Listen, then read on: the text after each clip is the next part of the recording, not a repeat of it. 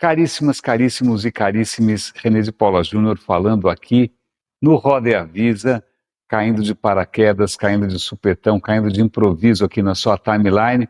Aliás, eu estou falando aqui no Roda e Avisa, amanhã vai completar 22 anos.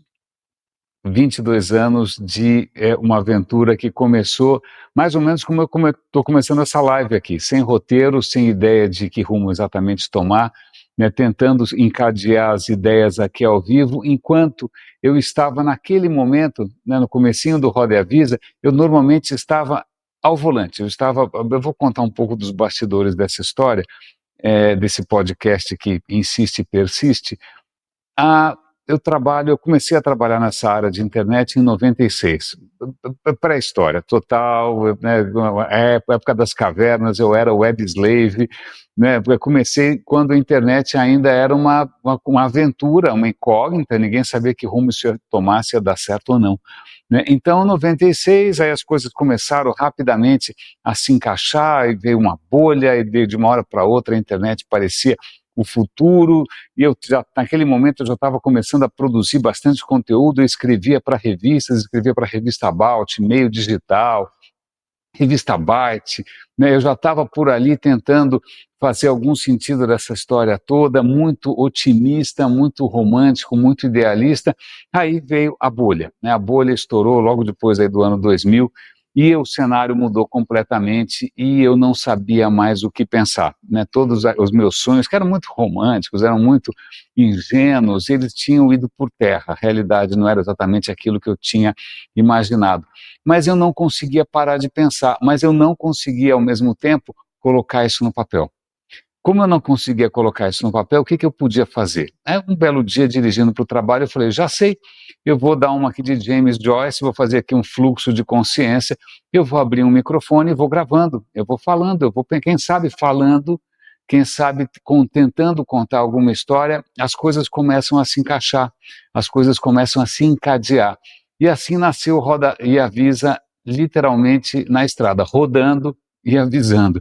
Roda e Avisa, só para dar um certo contexto histórico aqui, era uma expressão que o próprio Chacrinha falava toda hora, Roda e Avisa, porque no tempo da televisão a lenha, a televisão era gravada em videotape eram umas máquinas super lentas, então quando você queria gravar, você falava lá no intercomunicador, olha, bota para rodar esse negócio aí, e quando estiver gravando, me avisa.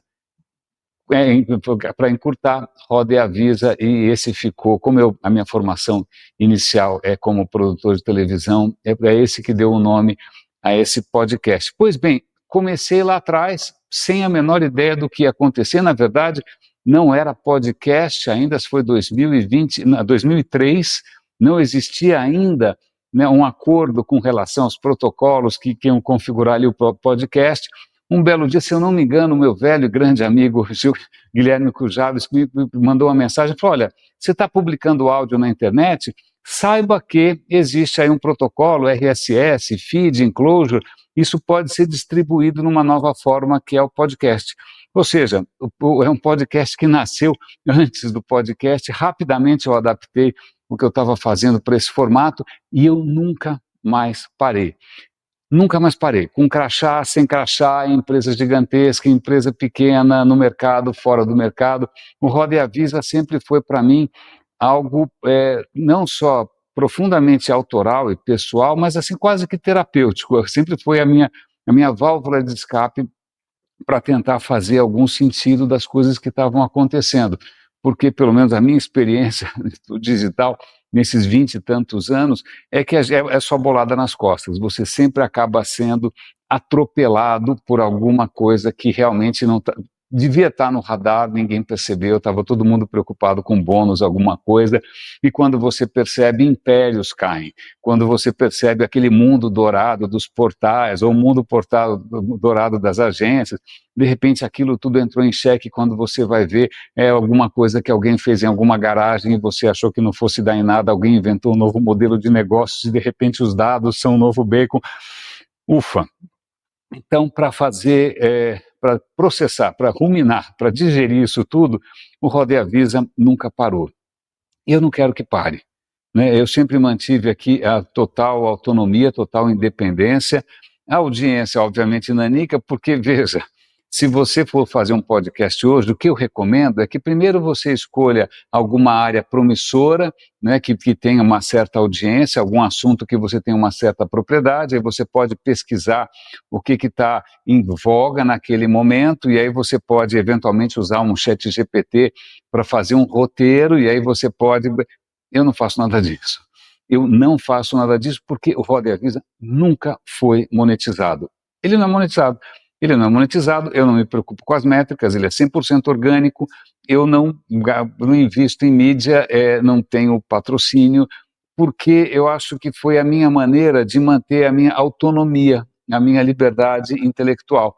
Né? Simplesmente eu não tenho que prestar contas ou que de repente ser brifado ou então pedir autorização para seja quem for. Eu abro esse microfone que eu espero continuar abrindo amanhã e depois de amanhã e durante muito tempo, para colocar aquilo que eu acho que eu consigo dizer. É aquilo que tem que ser dito? Não sei, não tenho certeza. É aquilo que eu consigo fazer algum sentido, mesmo que de improviso, mesmo que às vezes gaguejando, é aquilo que eu consigo registrar.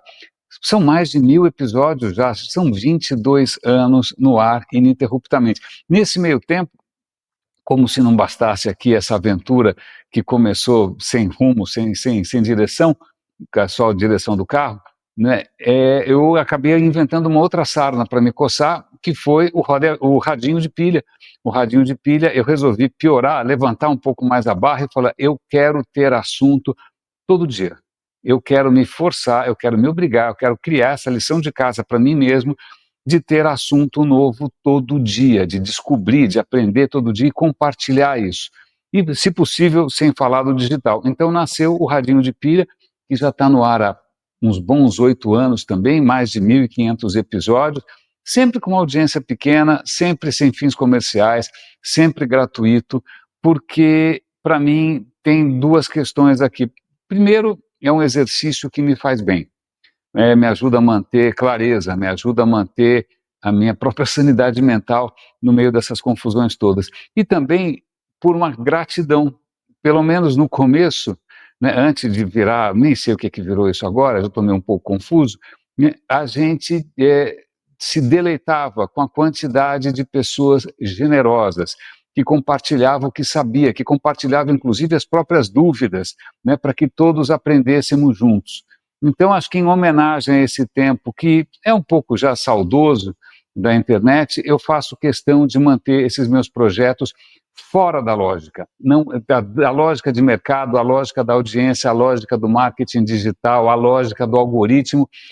Foda-se. Em português, claro, é mais ou menos isso. Aqui eu acredito que, né, na hora em que a gente tenta seguir outras regras, a gente pode descobrir novos caminhos, pode descobrir como encerrar esse episódio que eu comecei sem ter a menor ideia de como terminar. Caríssimas, caríssimos e caríssimes, a audiência do Roda e Avisa sempre vai ser nanica, sempre foi. Isso aqui sempre vai ser um exercício bastante cauda longa, por assim dizer, fora da lógica do sensacionalismo, fora da lógica do engajamento, fora da lógica da polarização. Né? Aqui respira-se uma outra atmosfera. Você está convidado. Os episódios aparentemente não envelheceram tanto que se eu pegar o primeiro episódio lá em que eu menciono o querido amigo Vicente Tardim, né, provavelmente ele está valendo com grande, porque na verdade algumas questões do digital, por mais que superficialmente as coisas mudem, e também profundamente mudem, algumas questões nem tanto.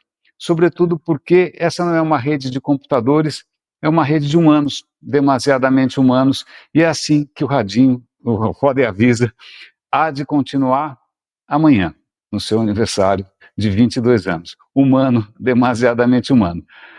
Caríssimas, caríssimos e caríssimos, estou feliz, é uma sensação bastante gratificante de ter conseguido manter a autonomia, de ter conseguido manter a liberdade, de ter conseguido manter algum tipo de relevância ao longo desse tempo todo. Agradeço aqui pela companhia nessa jornada sem direção nenhuma. Um grande abraço e até o próximo episódio, num amanhã desses por aí. Tchau, tchau.